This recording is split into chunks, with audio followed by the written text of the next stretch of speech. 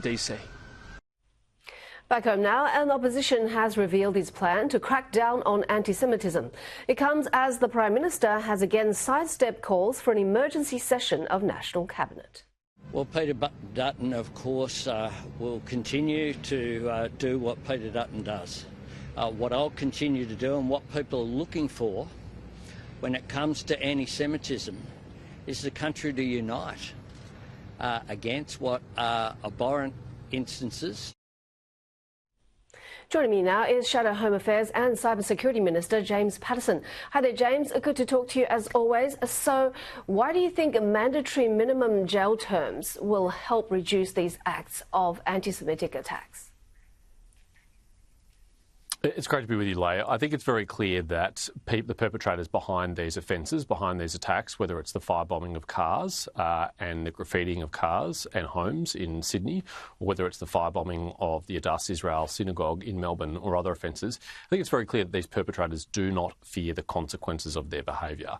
They either believe that the law won't be enforced, or if the law is enforced, that they will just get a slap on the wrist. And so it's clear that we need to send a very strong message to them that there are, in fact, consequences for their behaviour, or at least there will be consequences for their behaviour if there is a Dutton coalition government in Canberra after the next election. Unfortunately, under the Albanese Labor government, they are getting away with these crimes, they are behaving with impunity, and we need an urgent change of direction. Otherwise, this is going to get worse.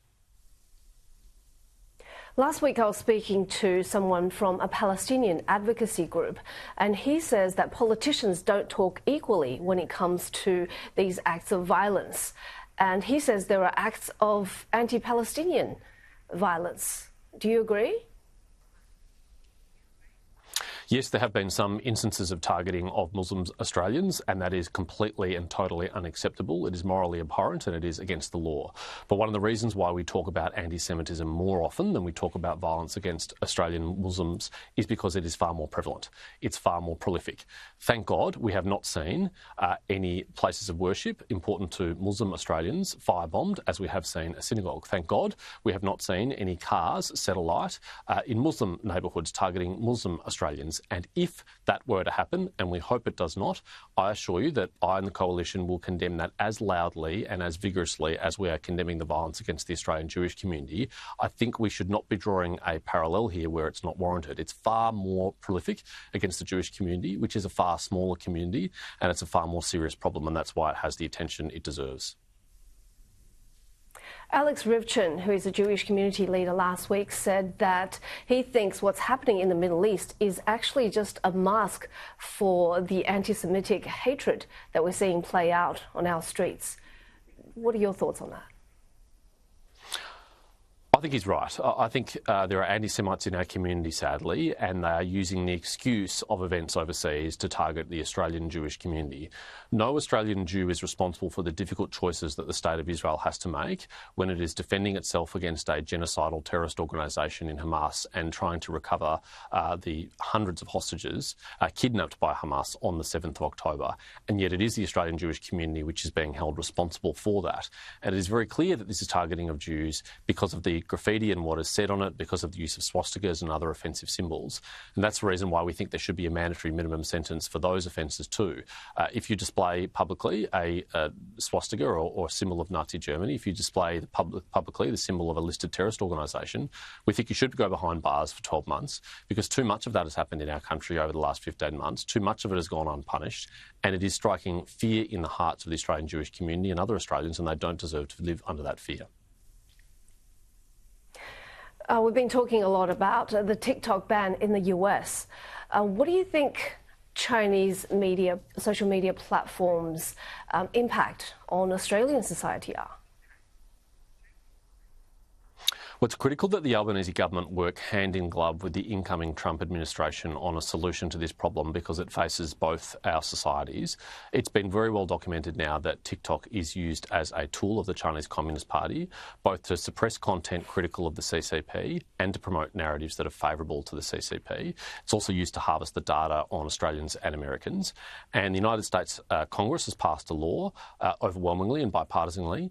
The Supreme Court of the United States has upheld that law 8-0 zero, and the Trump administration is now charged with implementing that law. And it's clear that President Trump wants to do a deal that makes TikTok safe for Americans so that Americans can continue to use TikTok, but without being spied on by the Chinese government. Now, if Australia doesn't also take our own action, then we'll miss out on that safer version of TikTok. I want Australians to continue to be able to use TikTok, but I don't want them to be able to be spied upon by the Chinese government or anybody else, and I don't want them to be the recipient of propaganda on behalf of an authoritarian state.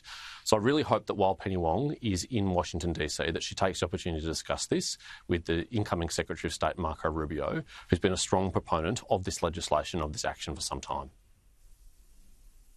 We've also seen a lot of TikTok refugees migrate to other Chinese apps.